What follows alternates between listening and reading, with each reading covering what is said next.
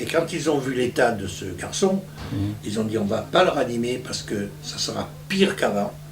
On va arrêter sa vie. Une fois par mois, Jacques de Sonnet, retraité de 76 ans, se réunit avec ses adhérents au club Bel Âge de Cannes pour aborder le sujet de la fin de vie.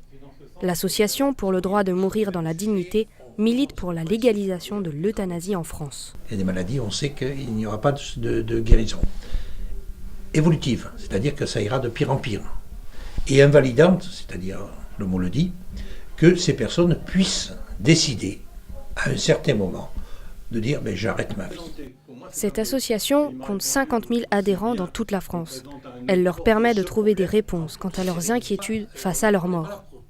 Elle m'apporte un réconfort puisque je pense qu'elle me soutient dans le désir de mourir dignement, c'est-à-dire de mourir sans souffrir. Moi, je pense très fortement que l'on est propriétaire de sa vie et donc il faut la prévoir et ne pas se laisser surprendre et donc ne pas être devenu dans un état où on n'est plus à même de décider pour soi. On est dans la solidarité, on est dans l'action qui est visiblement d'accompagner.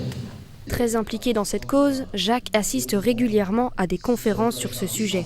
Ce soir-là, à Antibes, c'est le député Jean Leonetti, à l'origine de la loi de 2005 sur la fin de vie, qui prend la parole. Pour lui, l'euthanasie n'est pas la solution. Depuis que l'homme est l'homme, il sait qu'il va mourir.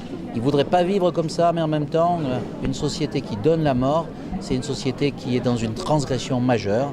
Relisez Badinter et vous verrez.